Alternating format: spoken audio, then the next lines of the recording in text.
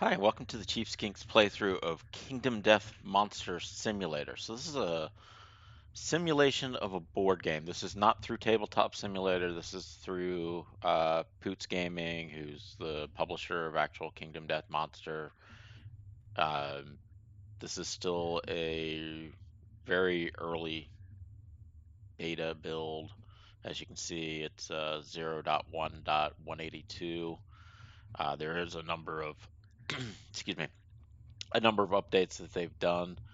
It's kind of humorous. I think they're actually running the manual with 1.6, not 1.5, but obviously the box on the railroad still says 1.5. So I've boxed up, reset my room. So all the expansions have been taken out of the game, boxed up, put off to one side. I do need to um, set up the game for the prologue, but we'll jump in real quick and do that.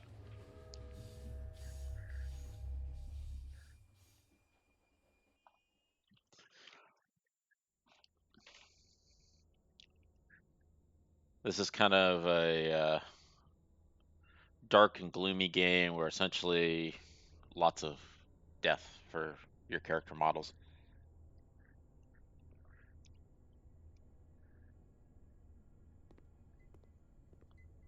So this is the expansion.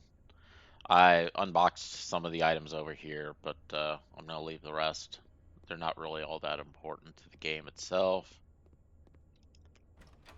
There's nothing really to explore in the house right now. There's like a room that has a door that I've wasted way too much time trying to open it. Um, this is the basic game room. You have some of the other models for your tabletop here. Don't need to worry about them yet. Actually, I don't really want to sit on this side of the table. I was going to open the box up, but I forgot it's going to try to push me over. Since I'm playing solo, I'm going to go ahead and grab some stuff, bring it over. Sorry, this one's going to take a little bit longer, um, just as we get everything set up.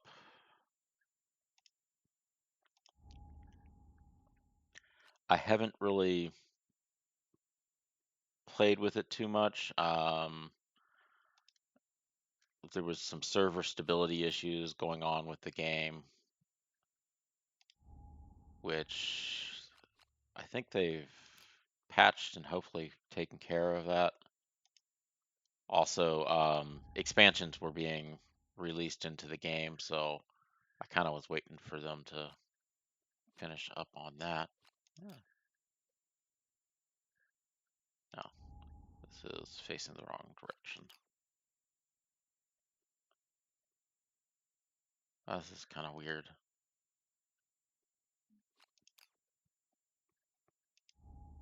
It's spinning me around, but who cares? It's coming out okay. So, at the start of the game, you do a prologue fight. Depending on which expansions you're playing with, um, you may fight a different monster in the prologue. We're going to fight the White Lion as part of the prologue. But let me go ahead and get things kind of set up a little bit. Just get the character sheets.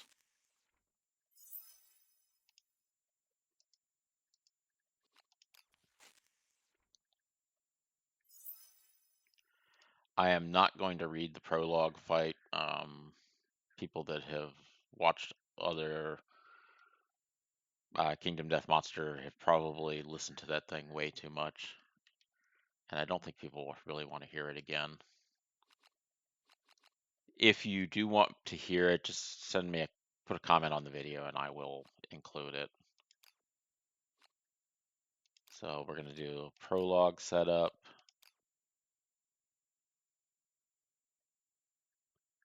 So in the prologue, the oops, didn't need to get up yet. The way the game works is you have a AI deck, which tells you what the monster is going to do. And as we go through the game, I'll explain it more. But you also have a hit location, which is kind of where you hit the monster. And these are set up in a specific way based off of the prologue setup. So normally, if you look at the manual and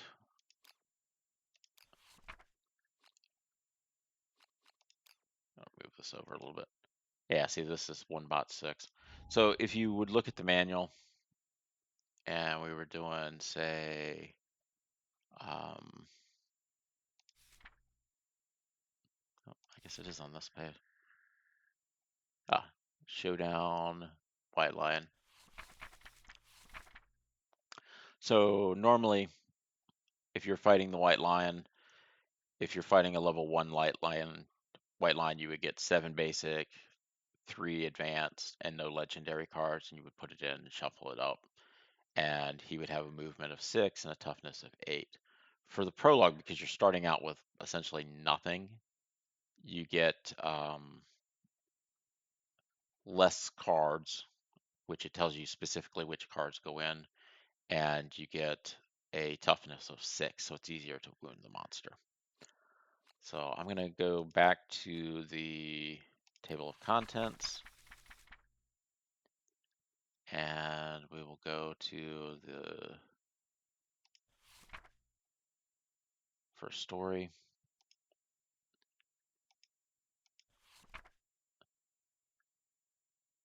So you create your survivor. Each character gets a piece of cloth and a founding stone to start out with. You name your character. You get 1 survival to it. The only thing you can do at the beginning is dodge, dash, encourage, surge, and endure.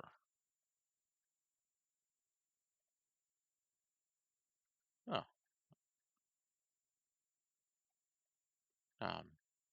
So you start off and you can dodge the character. Yes, it has dodge on there. Oh, okay. Survival can only be spent to dodge. Get endure. Momentary brain fart. I was trying to think of why it would say that you got endure, which obviously you don't. So on the first White Lion, for basic, you get these specific base cards, these specific advanced cards, and then Claw is put on top. And for the White Lion hit location, Strange Hand is put on top. If you notice, we have to start 6 hexes away, or 6 spaces away. 1, 2, 3, 4, 5, 6. So everything in the blue is where characters can start, which I will make some adjustments to that. But first, let's go over here. Let's get the starting gear deck.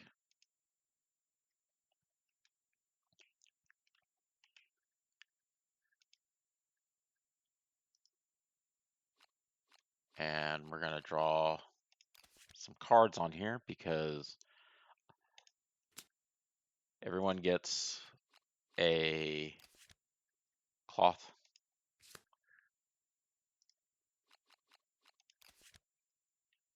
waistband.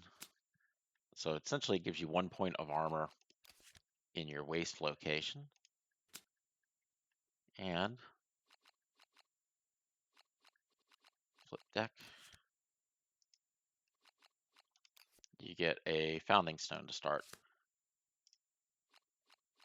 And I'll explain how the founding stones work, or weapons in general work, once I get all of them drawn.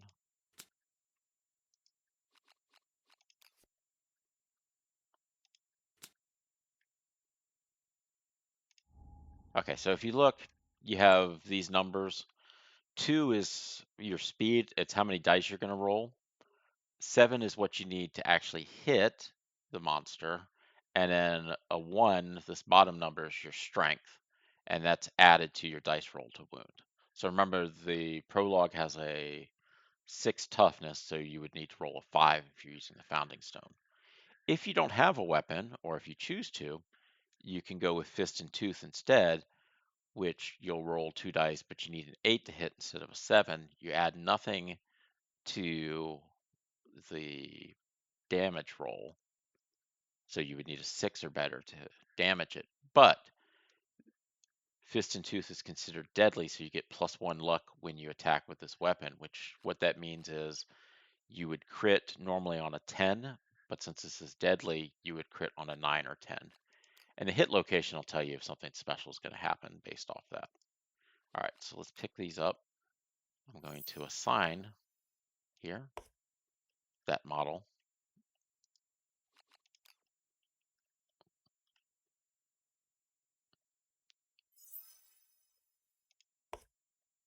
Oh, I should go ahead and name it. I'm just going to name it to match the model right now. These are kind of like the default names. So you start off with 1 survival when you name the character. I will be probably checking this dead. And then we get 1 point of waist armor. And that waist armor is because we have this cloth here.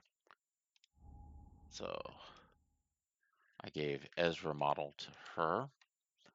We'll check it off as female. Gets 1 survival and 1 waist. So whether the character is male or female does matter, because in the settlement you need 1 male and 1 female to get together to make a baby to increase your population. Also, certain events will say, it affects a male character, affects a female character. If you run out of one of the sexes, so you only have male and you only have female, then, well, it makes it hard to get new survivors. Okay, so this will be Zach, who's male, 1 survival, 1 waste.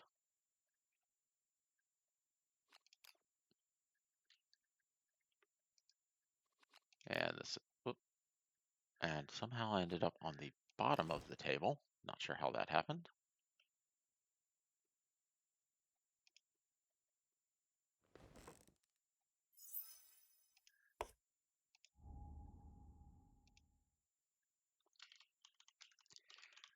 Alice, I misspelled that. Doesn't matter. Okay, male, survival 1, waist armor 1, 1. Okay.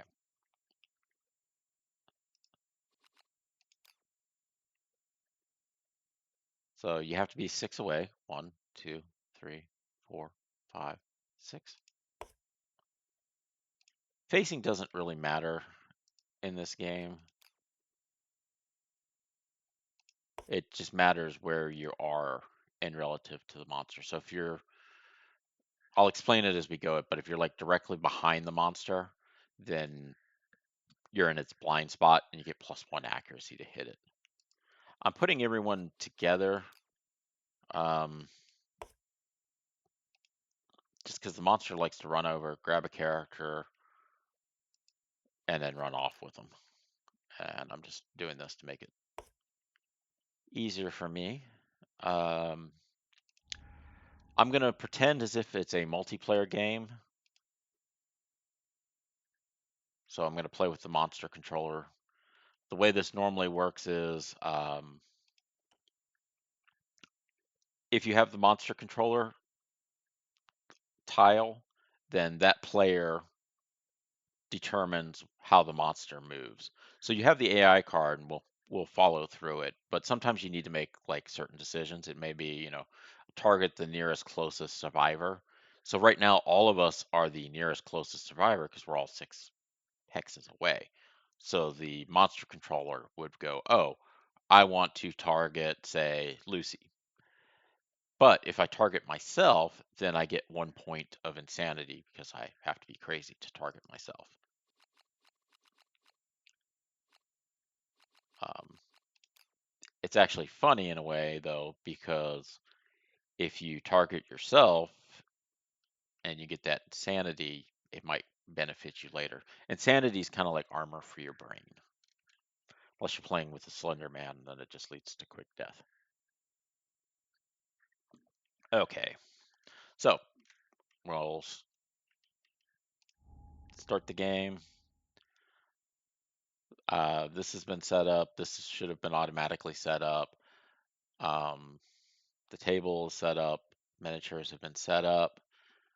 Basic movement is 6. Toughness is 6. This is kind of telling you how this card works. So it's going to be closest threat facing in range. Facing in range is coming like this. So it kind of limits it's the facing of the monster. But see, the next thing is closest threat and field of view. Field of view is everything except for those last 2 spots. So it kind of doesn't make that much of a difference. One thing to keep in mind is a closest threat is a standing survivor. A knockdown survivor is not considered a threat. So the monster has a tendency to smack you around because you're just a normal human. And I mean, this is a huge giant lion. Um, him hitting you slightly with his paw is enough to knock you crazy.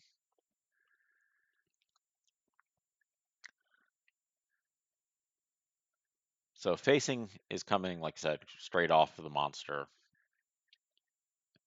Then, but because the next thing is threat in field of view, so even if you were standing here and you weren't in this first one, the second one would automatically grab you.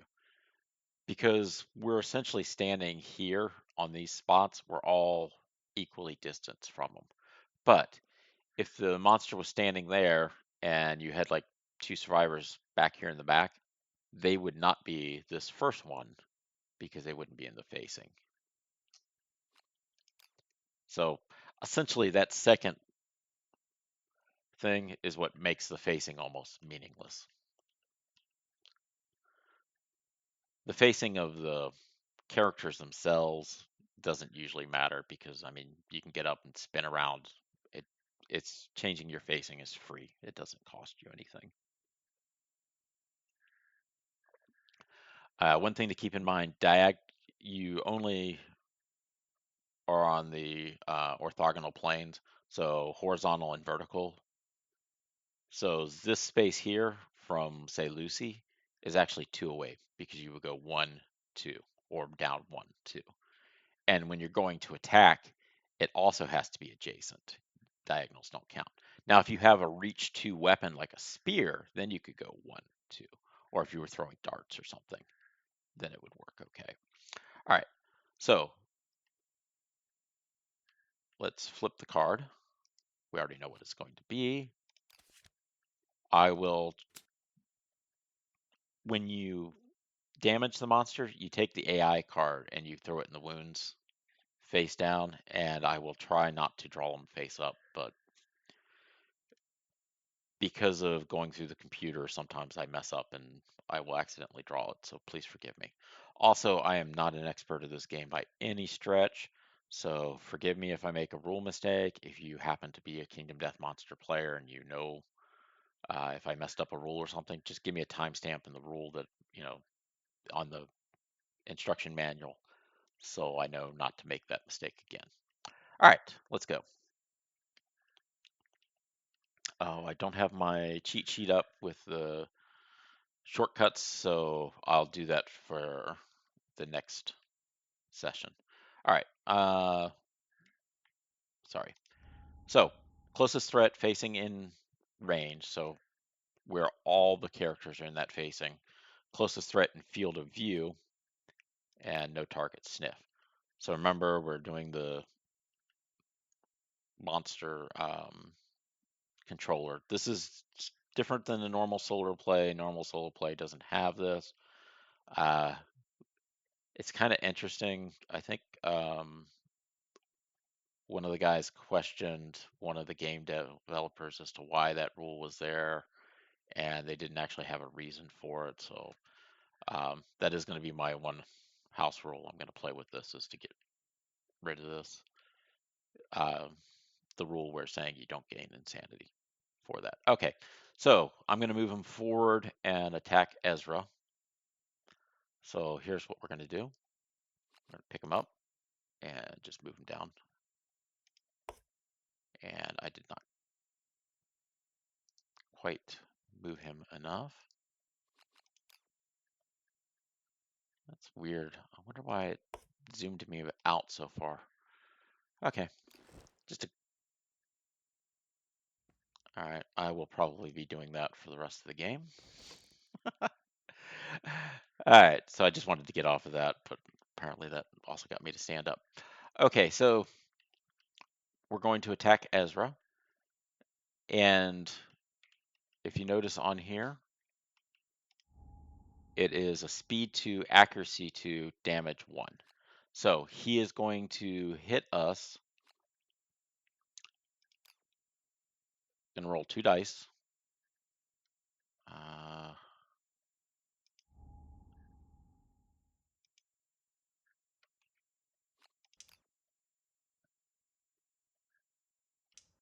He picks up the second die.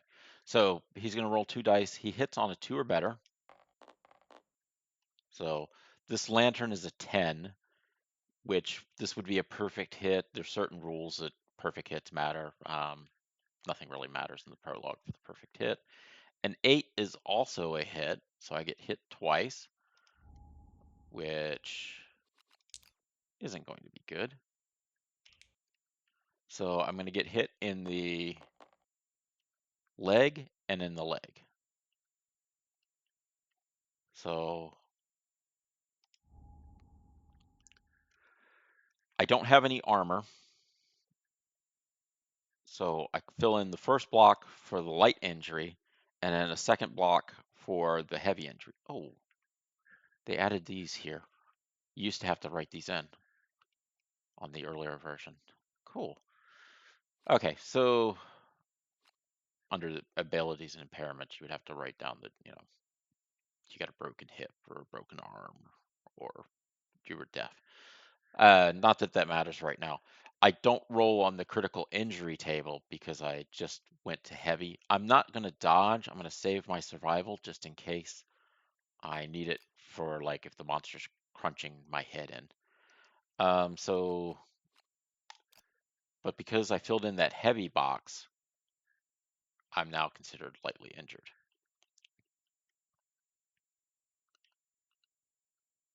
Zach is going to be my first character, and what Zach is going to do is Zach's going to say, hey, you know what? I am going to throw my founding stone, and throwing it is different. If you notice on here, I can do a regular action, or I can spend my action to sling the stone from anywhere on the board, archive this card for one automatic hit that inflicts a critical. So I archive that. I draw the hit location. And this is going to be a little different than normal. So normally you would have a reaction. If you failed to do it, he would perform a basic action on the attacker. But that's not going to happen because I got a critical wound. Cancel the reaction on this card. You hack off his hand, spend 1 survival to treasure this moment, gain 1 permanent strength, and this counts as a persistent injury, lost hand. I don't think it's going to affect any of my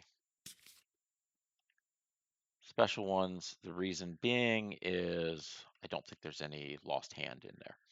Okay, but I am going to, on Zach, erase the survival, and instead I'm going to gain a permanent strength 1 here. So what that will help with is I now as if I had the Founding Stone and I stabbed it with the Founding Stone and I got to add 1 to my wound roll. I now get to do that on any weapon because I have a strength of 1. So when I go with unarmed combat, fist and tooth, I will get to add 1 strength to the wound roll. Now, for a critical roll, it has to be a natural roll. So even if I rolled an 8, it became a 9, and I was on fist and tooth, and I had the +1 luck, it wouldn't matter. You have to have that critical on a natural roll. Okay, so next character. Oh, oops, I almost forgot. Ezra, or sorry, not, yeah. Ezra gets 1 insanity because she was the monster controller, and I had the monster go after her. Ezra's turn, though, she is down on the ground, so she doesn't get to do anything because she's knocked down. She will stand up at the end of the monster's next turn. So, having said that, Lucy is going to go 1, 2.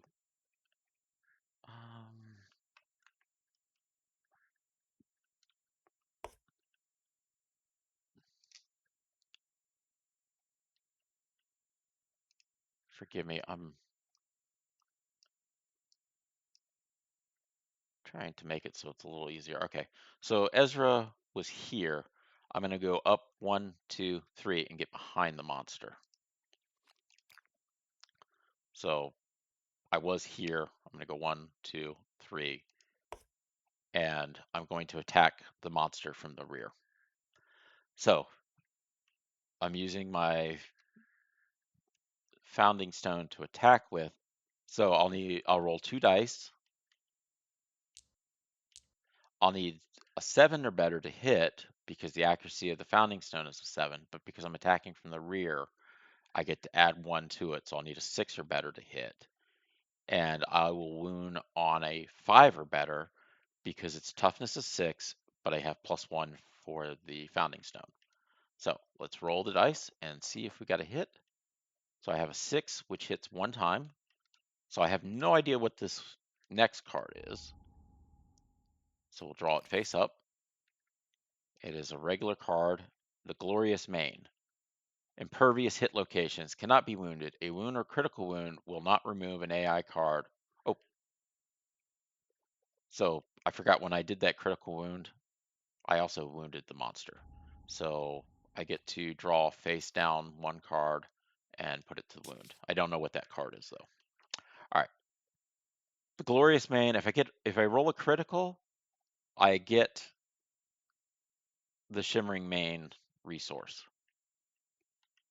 So I have to roll a 10. So if I roll a lantern, I rolled a 7, so nothing happens. Pick it up, drop it off, it's done. Next would be Alistair.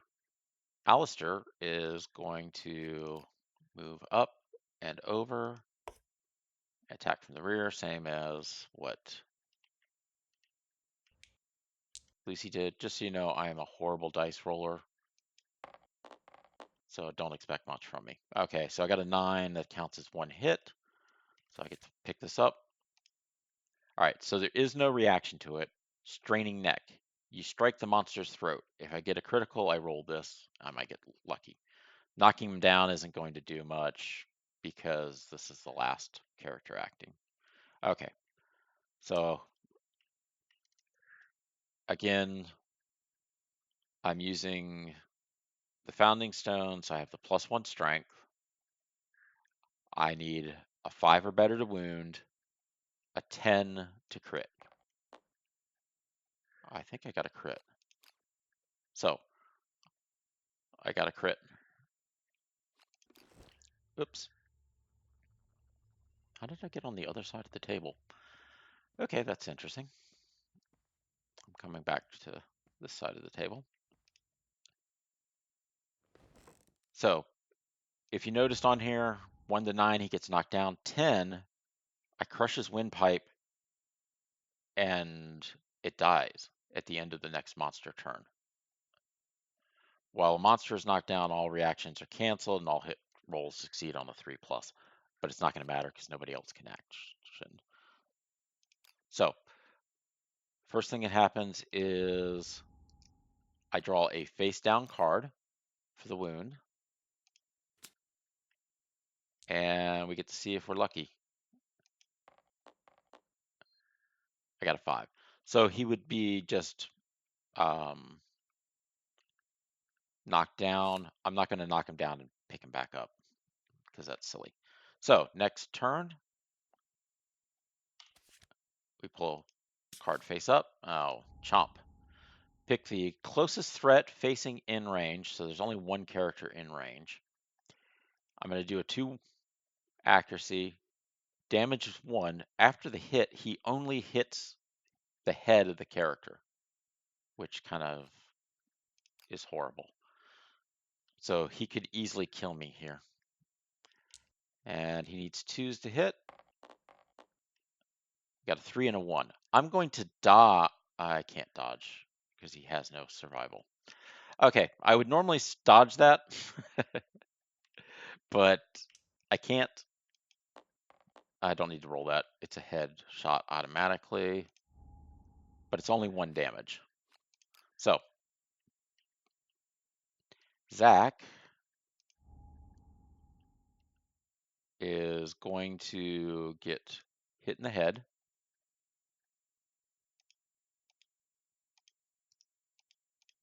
I'm stuck on the grid, not the character sheet. All right, see, I have 0 survival. Otherwise, I would dodge that. I wouldn't take anything. I wouldn't have to worry about it. But I take 1 hit to the head, so I have to fill in. Notice head does not have a light. Also, head is more likely to cause instant death when you roll on the critical. Next time I will roll on the critical and we'll get to watch what happens to him. Okay, he's going to get knocked down.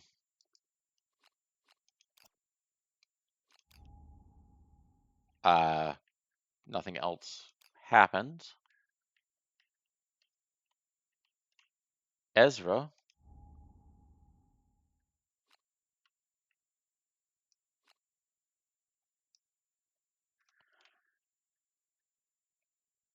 gets to stand up.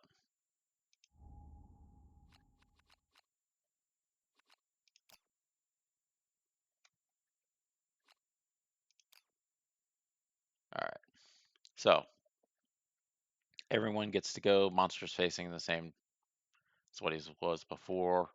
Ezra is knocked down, even though he's kind of at a weird, funky angle. That's impossible unless you're playing on the computer. Okay. Go ahead and have Lucy attack from the rear.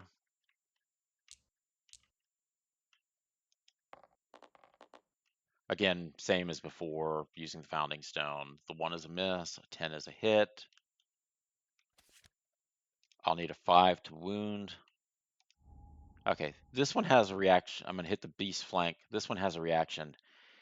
If I wound it, the monster is very upset, and I'll gain the priority token. Oh. So I messed up. At the end of the player's turn, this would have moved to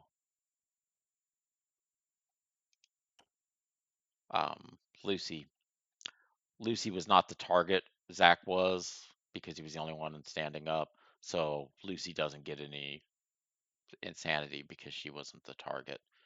At the end of the player's turn, I need to move this over to Zach. Okay. So let's roll and see if I actually damage it. I got a 4 plus 1 strength goes to a 5, which is less than 6, so nothing happens. All right, so next, our Alistair will attack. Alistair is going to use the Founding Stone normally, so I need 7s to hit. But because I'm attacking from behind, I only need 6. I got a 4 or 5, so I whiff completely. So next will be Ezra. Ezra needs 7s because she's in front. I get 1 hit. Soft belly, a debilitating blow to the soft belly. only matters if I get a critical. There's nothing special. So let's roll a die and see if I wound. I need a 5 to wound because I have +1 strength for the founding stone. I rolled a 9. If I was using Fist and Tooth, this would be a critical. It's not because I was not, so I don't do, there's no reaction, and I don't do anything special. Okay, but I do get to draw a face down card. I wish there was a shortcut for face down for wounds. Okay, so now it's the monster's turn. This goes over to our friend Zach.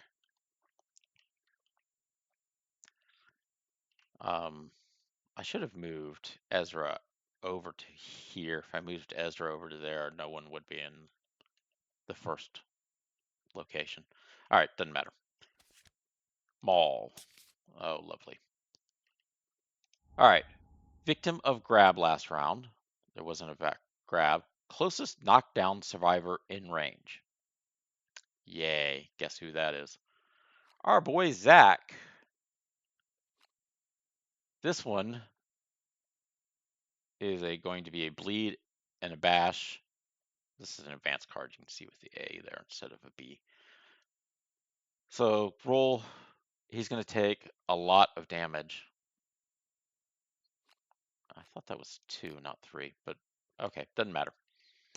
So Zach is the monster controller. Not that this insanity point is going to matter. So he gets targeted, pick up 2 dice. 10 and a 9, yay. I get smashed on. I take 3 damage to legs and hand. So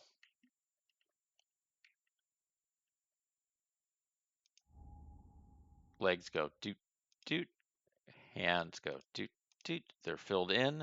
He would get knocked down. Not that it matters because he's already going to be knocked down from each of these attacks. I also get to roll on the critical hit for arm and the critical hit for legs because I filled them all in with 3 damage. And I get, the bash doesn't matter because he's going down, but I get the bleed tokens. I get 2 bleed tokens. And we get to roll on the severe injury tables. So if you notice, if I roll a 1 or a 2 on either of these, he's going to die. All right. I'm not going to get the bleed tokens until we find out. I'll roll the, I don't want to roll the white die. I'm going to roll the red die for death. Okay. Death die for the arms. I got a 9. So 9 on the arms. Dislocated shoulder. Pop. You cannot activate 2-handed weapons or paired weapons or use block until the showdown ends. Gain a bleed token. That's going to put me at 3 bleed tokens at the moment. I think 5 and you die. Now I get to go roll on legs. I probably would have wanted that 6, but not going to matter. All right, legs on a 6. I got a 5. Legs for a 5. Hamstrung, a painful rip. The leg is unusable. You can no longer use any fighting arts or ability. This injury is permanent and can only be recorded once. Gain a bleeding token. So that's going to be a total of 4 bleeding tokens. 1,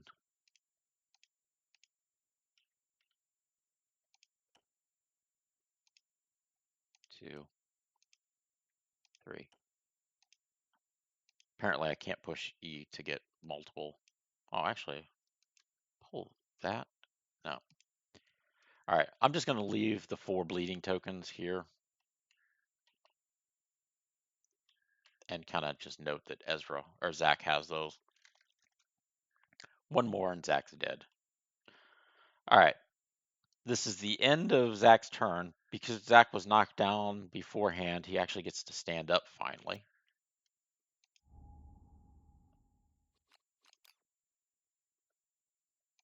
Not that this really matters. Okay.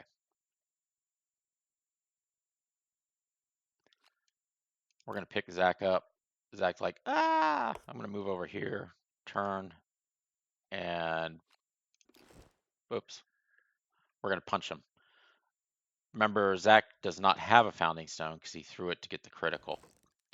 So I need 8s to hit because we're using Fist and Tooth. Fist and Tooth's accuracy is an 8. Holy cow, I hit twice. I should just use this. I got a pair of 9s. Okay, so in this case, you get to draw 2 of them, and you get to decide which one you want to do first. Normally, kind of what you do is you do the one that's going to be least obnoxious to you. There's one exception to that. If you draw a trap, then you immediately do the trap card and essentially get messed up. All right. So in this case, he's just going to do a basic attack. In this case, he is going to cancel all my other things, grab me, and run away. So I'm going to do this one first in the fleshy gut. All right, fleshy gut, pick it up. So I need a 6 normally, but I have that +1 strength, so I need a 5 to wound. I got a 7, so that counts as a wound, but it's not a critical, but I don't have to worry about the failure there. So we can draw a card and dispose of it. And this gets put over. So the next one, same thing. I got a 6, so I wound him. Notice it's on a failure, so nothing happens. I don't get the special for the critical. But Zach, the character that is bleeding to death on me, has actually done most of the damage. Oh, doesn't happen yet. Okay, so let's pick these up. No. Flip it. Pick up the deck. Move the deck over here. Shuffle it. So this is now the wound deck. I need to get rid of that Maul card, which unfortunately I can't see, so I don't know where it's at. All right, Lucy's going to smack the monster in the back with her founding stone, just using it for melee. So I got a 4 and a 5, so neither of those hit, so I whiff, no big deal. Alistair will do the same. Alistair hit once. So we pull one card, flip it over. There is no reaction. I hit him in the kneecap. If I crit him, then he'll gain a -1 movement, but that has to happen first. All right, so I need a 6 to wound normally, +1 strength for the founding stone, so I need a 5. I got a 10. Okay, so that's a critical. So we draw a face down card, and the monster now gets a token for -1 movement.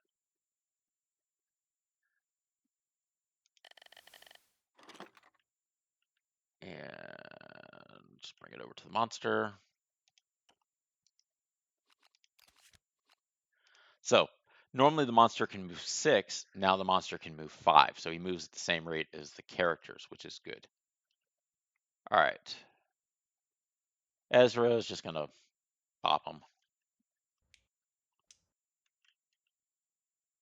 Using the founding stone, I need 7s to hit because I don't have accuracy. I whiff.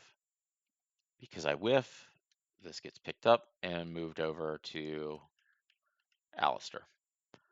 And we draw a card. Yay.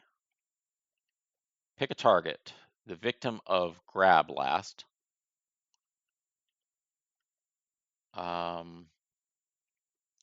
I don't think I had a grab last turn. I had a bash at the end.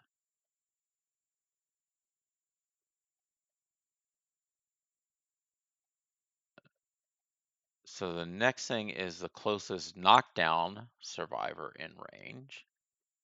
I don't have anybody knocked down currently. So what he does is he does sniff. So if you look at the card on the back, flip.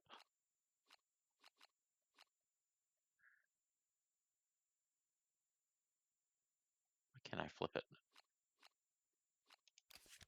All right. White line sniffs the target at the end of his turn. To the end of the next turn, all survivors are now threat, despite any effect that says otherwise. When a level 3+ line, he gets an accuracy token. That doesn't happen. All right. So I'm going to flip this back up and put it back.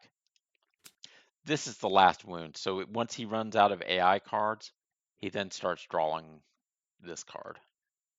This will be the last wound. If you notice, it's just a speed 2, accuracy 2, 1 damage. Very basic card. Okay, so next we will have Lucy attack from the rear.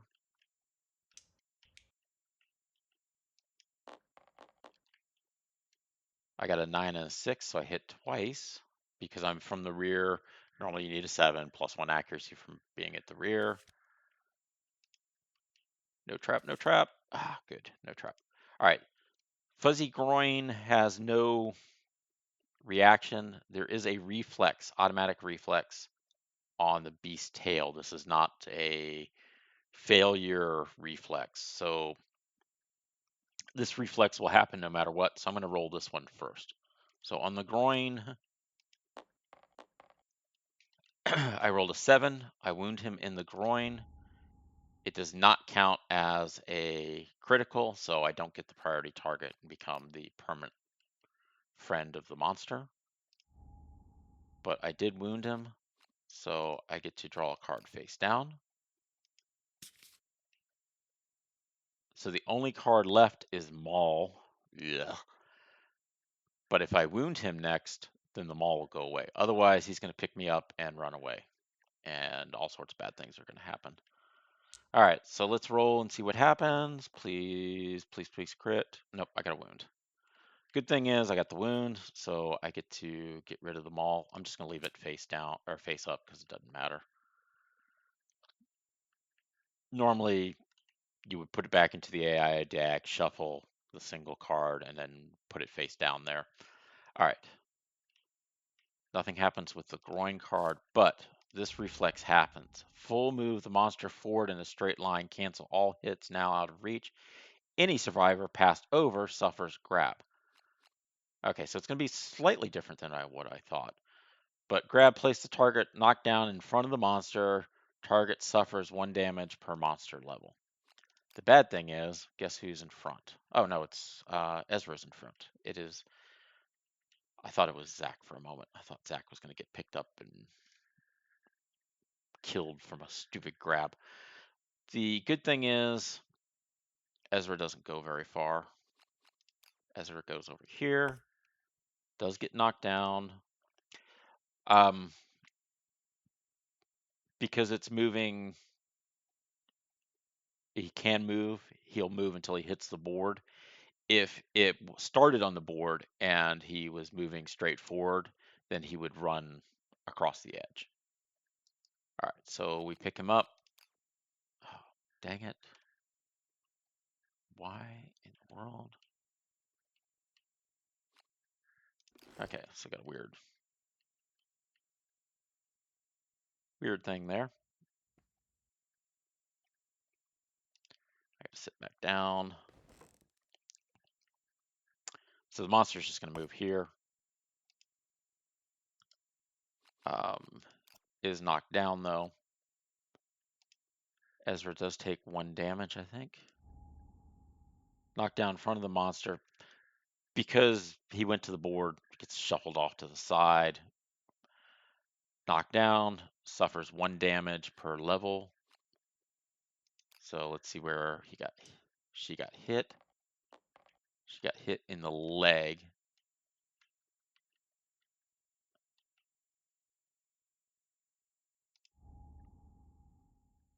Um, Ezra's already heavy injured to the leg.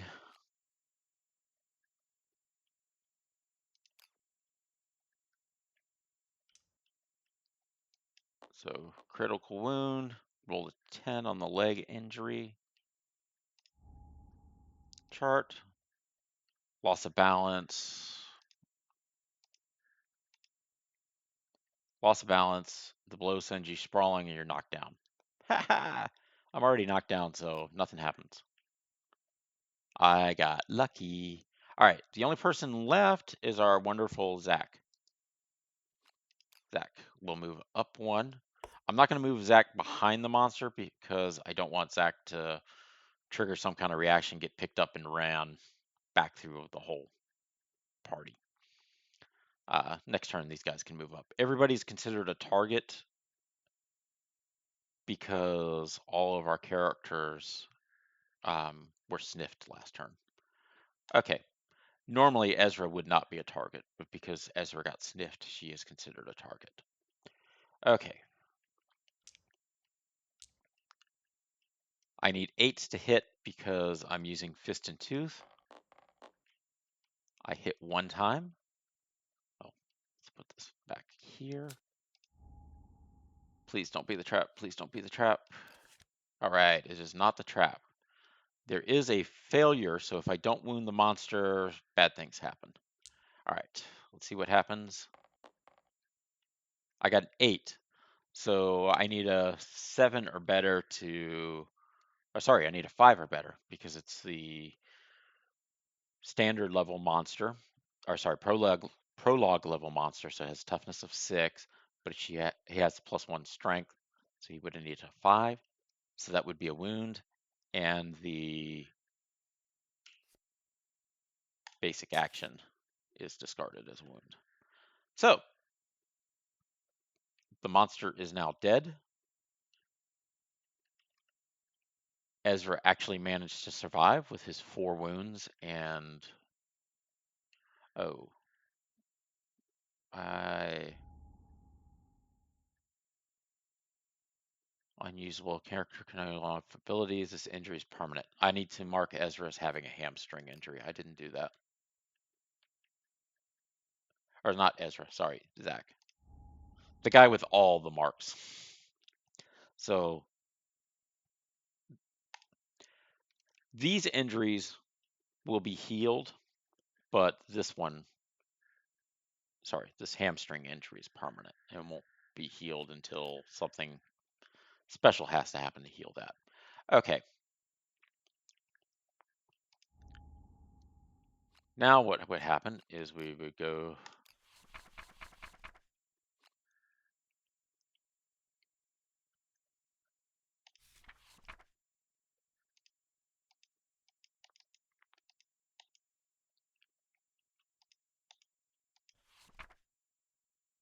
check your weapons.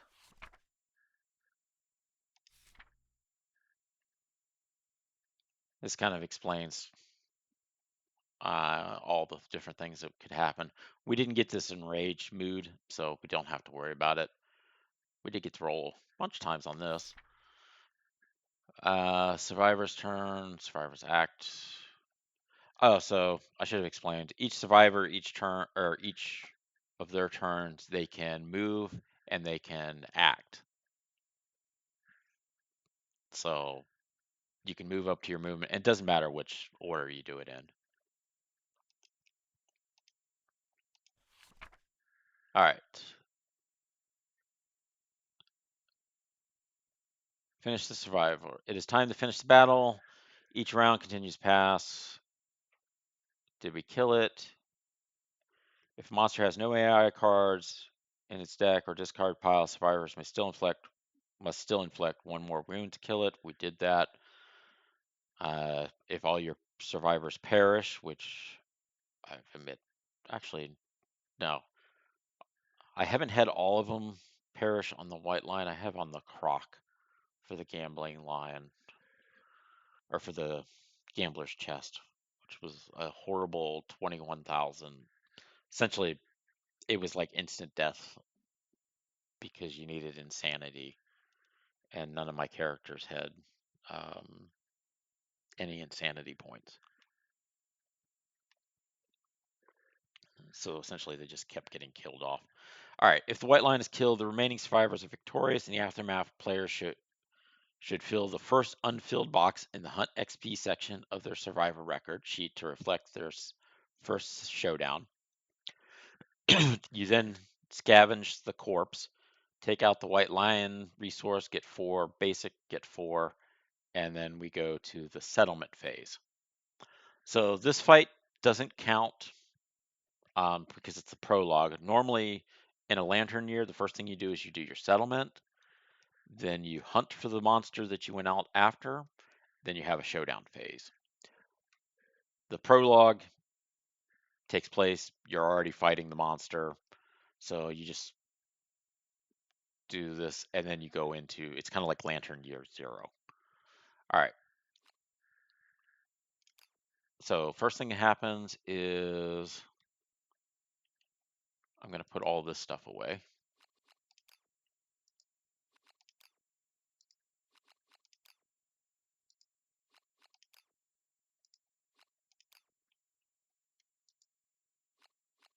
Flip it.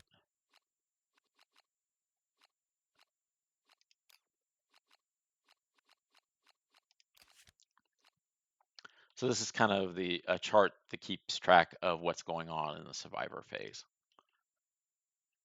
I'm just going to pick up one character and put on it to keep track of as we go through things. Okay, I do not get the founding stone back because when I threw it, it got archived, so it's lost forever.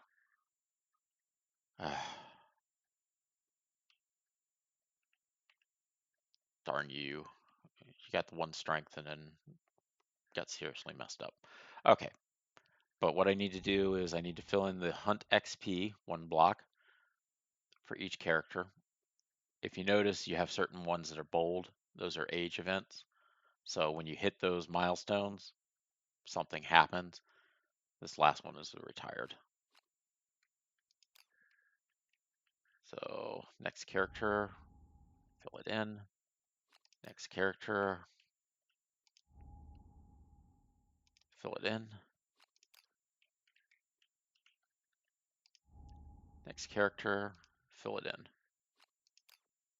So these are all filled in. The next thing we would do is we're going to draw the white lion for resources and the basic resources. Sometimes when you do a critical hit to a monster, you might get a basic resource or you might get a white lion resource. Didn't happen. So this is the resource deck, hunt deck, AI, hunt location. As you're hunting the monster, these are special events that could happen. So I'm going to take this deck.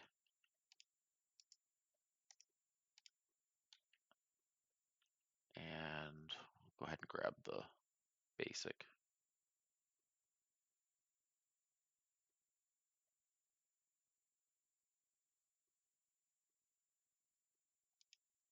Basic resource.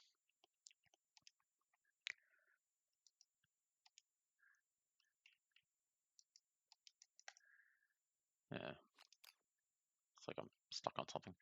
Okay. I'm gonna put these back in the box since I lucked out and survived. I'm gonna shuffle these because I don't know what order they were in. We'll draw them face up. Once I draw everything and put it over here, I'll go in and show you what they are. We're going to do the same with this deck. We will shuffle it, draw face up.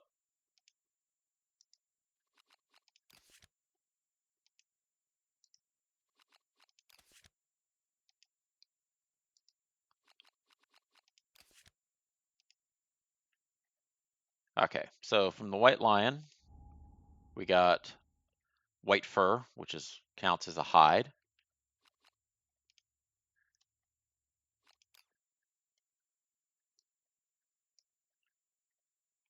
We got a lion's claw, which counts as a bone.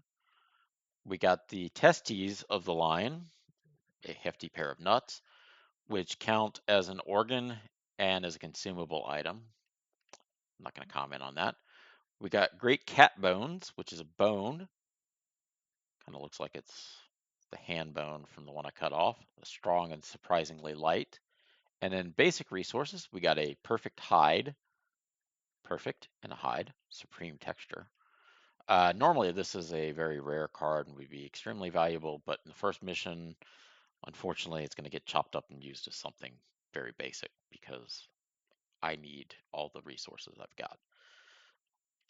got. We got a monster bone, which is just a bone suitable for crafting. So the first time you hunt the real lion, you'll get a special location in your settlement where you can use these white lion resources to make special items, or you can use them as just what they are. So this could be just used as a regular bone, but this monster bone is always just used as a bone. It can't count as a great cat item. All right. I also got a monster organ. If you consume this, archive the card, roll a d6. If it's 6 plus, you contract a parasite. Archive all consumable gear in your gear grid now. So he could have something living in whatever organ that is. Kind of looks like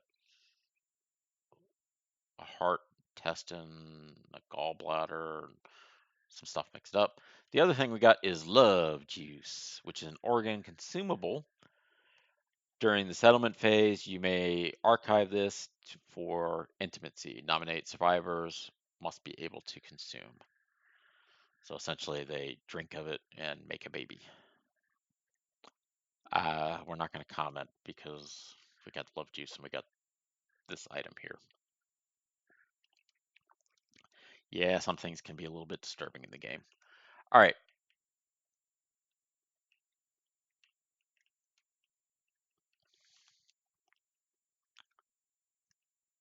Next thing we would do is place all the resources face up on the table. Done that. Players lost a survivor in the first story.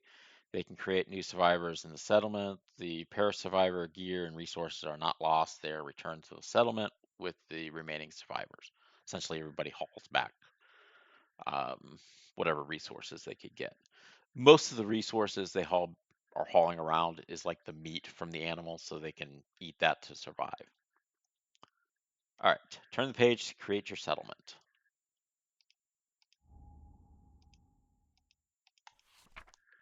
Okay. After they defeat the white line, the survivors wander the darkness, drawn to a soft glow blooming in the horizon. It is the first story settlement phase. Players create the settlement. They will return in every subsequent settlement phase. The steps of the settlement phase are outlined on the settlement board. That's the one I flipped over. That's also the hunt board on the other side. Setup. Place the settlement board in the play area along with the gear grids and the survivor record sheets of the survivors. It's all done already. Use a new double-sided settlement record sheet to record information about your settlement. Start by naming your settlement. So let's grab a sheet.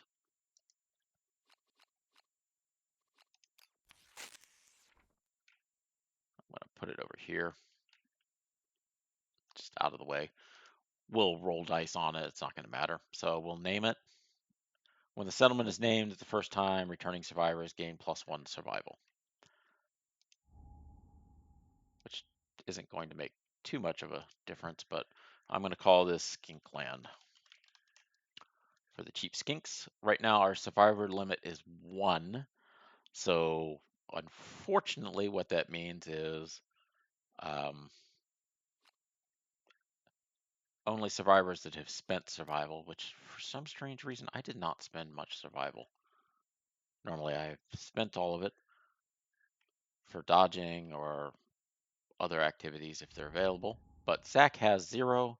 He now gets to go to 1. This is only done this one time. All right, back to here. Notice below the settlement name, the returning survivors gain 1+1 survival when the settlement is named. Award it to any returning survivors. Survivors cannot have more survival than the limit on their record. Right now, our limit is 1, so only Zach gained 1.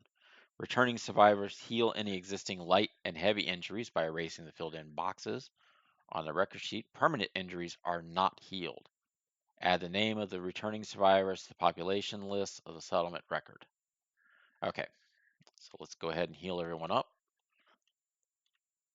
Alistair has nothing. Zach, on the other hand,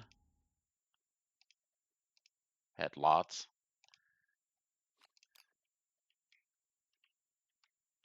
And Ezra had her legs messed up. Okay, so here, if we flip it over, we have a list of, I'm not going to fill in this population number yet. You'll see why here shortly. But we do go ahead and fill these in. Ezra, female, Lucy, not Lucy, just Lucy. Oh, dang it. Not good. Not sure what I hit there to mess things up.